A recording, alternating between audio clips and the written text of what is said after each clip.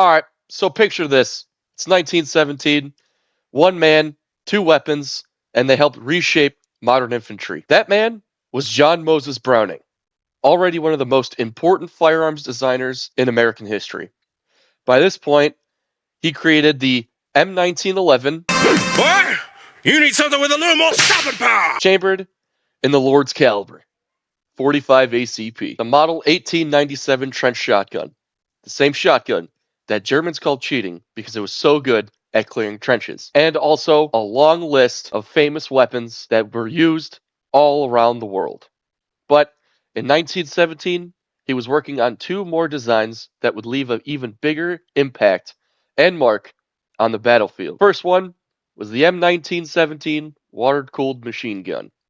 And the second was the Browning automatic rifle, the BAR. So let's start in the beginning. The story kicks off in February of 1917. Browning travels to Washington, D.C., where he demonstrates his new weapon in front of hundreds of members of Congress, military officials, and reporters at Congress Heights. He basically told the U.S. government, hey, we've been cooking up something spicy in the lab. Come try out our product. And the demonstration worked. Yes! Hell yeah! Hey, come on, baby! Come on! Yes! Come on! Ah! Yes! Yes! Great success. Congress and the Army were impressed, and within weeks, Browning had a contract. World War I had become a brutal industrial war of trenches, machine guns, artillery, and massive firepower. The infantry needed something they could move with the troops, not something stuck in place behind a bipod. So basically, they needed the equivalent of an WW2 noob tube with one-man army. And this weapon provided better than your dad running to go get the milk because at least the BAR came back. I'm back, motherfucker! I'm back! Of course, like a lot of great weapons, the BAR did not arrive perfectly polished. She was dirty, she was messy, but not as messy as Bonnie Blue. Yet, later on, we cleaned her up. Wait, we're still talking about the BAR, right? Unlike Bonnie Blue and her multiracial child, Winchester was one of the first major manufacturers to get the BAR in full production. This took time. Manufacturing issues delayed delivery, and the rifle did not begin reaching the front lines until 1918. That meant there was a frustrating stretch of time where the weapon existed, the Army wanted it, and the production was still catching up. In other words, the BAR had a potential to change the war before it actually got to the battlefield in full force. By the time it did, World War I was already in its final phase, of course, a complete ruin of a good time. What a tease. That is one reason the BAR's World War I reputation is so interesting. It was late to the fight, but when it arrived, soldiers immediately understood what it could do. Before going any further, we need to define what the BAR was and what it was not. The BAR was a gas-operated, air-cooled automatic rifle chambered in 30-06, fed from a detachable box magazine holding 20 rounds. It was not a submachine gun, it was not an assault rifle in the modern sense, and it was not a light machine gun. In theory, the BAR was portable. In practice, it was still a heavy clunk of junk. It weighed around 16 pounds by itself, at least the first version, and the second version was about 20 pounds. We'll get into that later. And once you add ammunition, magazines, gear, yeah, that bitch was heavy. But the weight came with power. Stopping power. That 30-06 cartridge gave the BAR real aggression that even your autistic cousin couldn't handle. The gun's automatic fire made it one of the most dangerous infantry weapons of its era. The BAR was designed for controlled automatic fire. It was gas-op, meaning it used the force of the expanding gas from the fired round to cycle the action. It fired from an open bolt in its automatic configuration, which helped reduce heat buildup and make sustained fire more manageable. This is called open bolt. That mattered because the BAR was air-cooled.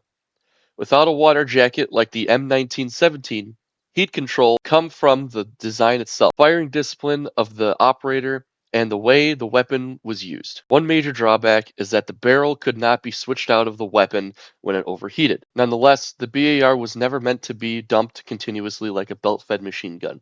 Although it would be cool at sea, it was meant to deliver bursts, short, hard, small. Wait, we're still talking about the BAR, right? Anyways, Bursts that could pin down enemies, troops, break up an attack, or overwhelm a machine gun nest, which it was very good at. That is why it became so valuable. It gave infantry squads something they had not really had before, a weapon one man could carry that still brought serious automatic fire to the fight. Mind you, that man had to look like Zeus just to carry all that weight. In World War I, there was not much time to develop tactics around it. In fact, one of the most remarkable things about the BAR is that it showed up late, that soldiers were still figuring out the best ways to use it when they were already fighting. But the reports were strong. Soldiers praised the weapon for its firepower, and enemy troops quickly learned to fear the man carrying it. The BAR could suppress any enemy position, cut down exposed troops, and even be used in moments so chaotic that it sometimes seemed like the rifle was doing impossible work. There are stories from World War I of soldiers using the BAR to bring down aircraft or stop attacks at close range. Whether every single story was exact in the details or not, the larger truth is clear. Troops trusted the BAR, and that trust only would grow. In the spring of 1933, a man by the name of Clyde Barrow and his gang acquired a few BARs from the National Guard Armory in Fayetteville, Illinois. Basically, he wanted military-grade firepower, and his sources, whoever they were, told him about the BAR. He was like, "Where are they?" And they told him, "At National Guard Armory." And so he began a great robbery, scouting the armory and found all the holes in the nighttime security and exploited those weaknesses.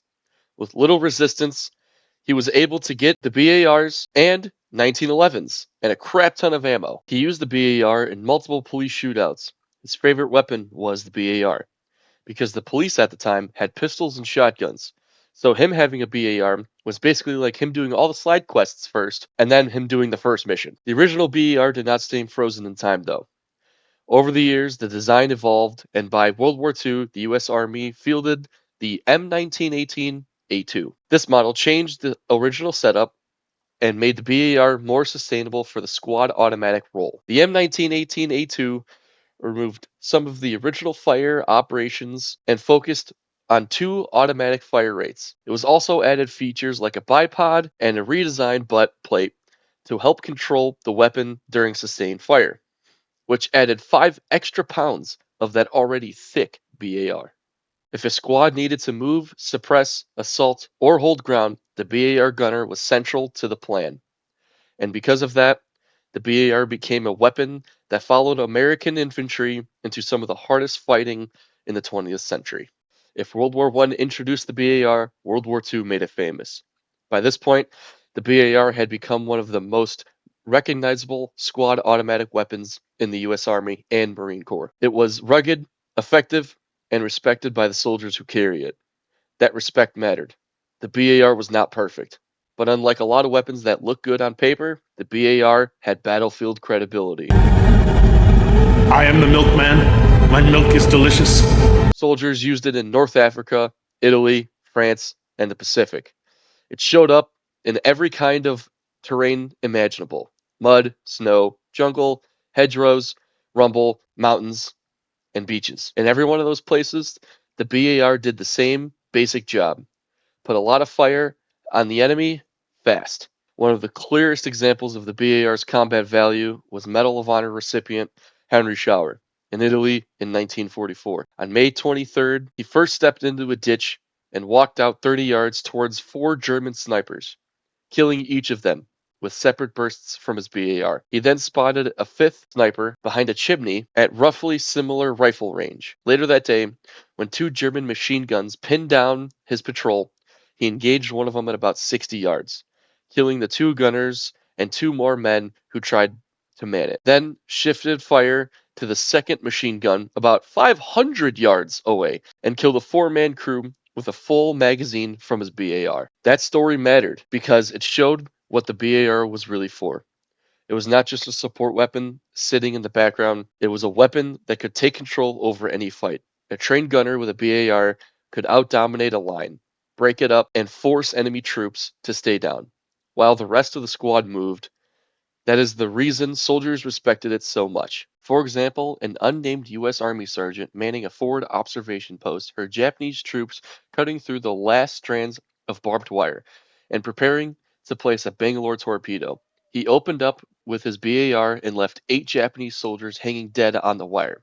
When continued to hold off additional attackers with automatic fire while calmly calling in 60 mm mortar strikes around his position. Another famous BAR story comes from D-Day.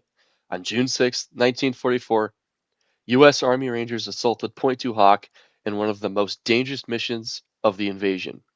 The Rangers climbed cliffs under fire and pushed into German defenses in an operation that became one of the most legendary actions of the war. The terrain already had been devastated by naval gunfire, which made the ground chaotic and very difficult to navigate.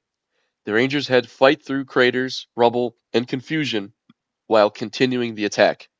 The BAR was a part of that fight. It gave the Rangers a portable automatic weapon they could carry as they climbed, assaulted, and cleared positions. In an operation where speed, aggression, and firepower all mattered, the BAR was the exact kind of weapon that belonged in the hands of elite infantry of the United States Rangers. One of the most legendary BAR stories come from World War II in the Pacific Theater.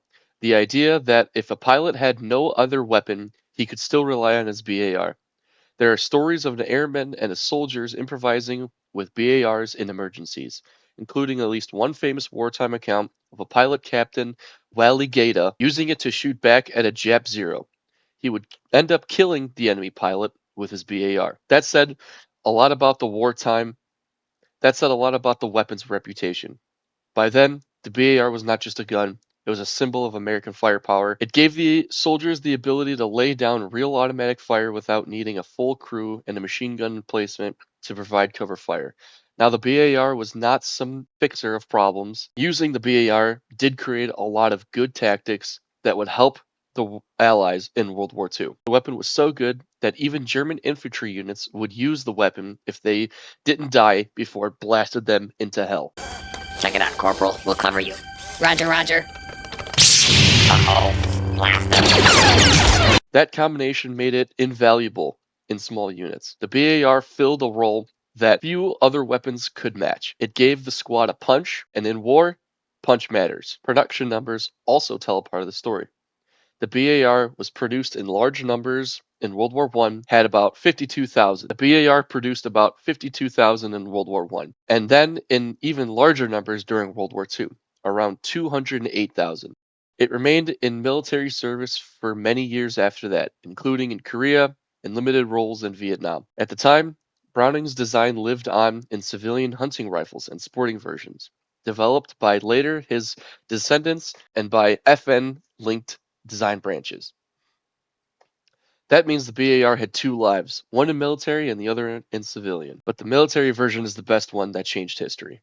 Because the BAR entered the battlefield, it helped redefine the squad and what the squad can do. The BAR was not the lightest weapon, it was not the most elegant, and it definitely not the easiest weapon to carry. But it was one of the most important. From the 1917 demonstration to the trenches of World War I, to the hedgerows of Normandy, to the mountains of Italy, so on and so forth, the BAR proved that a single soldier with the right weapon could shape the outcome of a fight. That is why the BAR mattered. That is why soldiers remembered it. And that's why more than a century later, the Browning automatic rifle is still one of the most legendary firearms ever made. Peace. Actually, one more thing.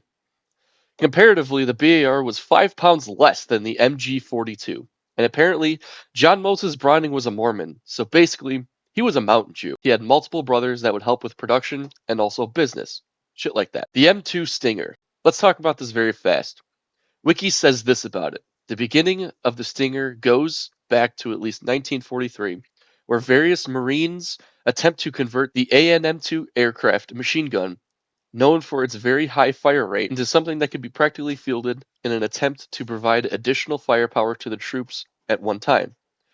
They took 6 different guns and created a Frankenstein weapon that weighed about 26 pounds. This thing was hefty as hell. If you want me to go over this full weapon, let me know in the comments. Now for real this time, peace.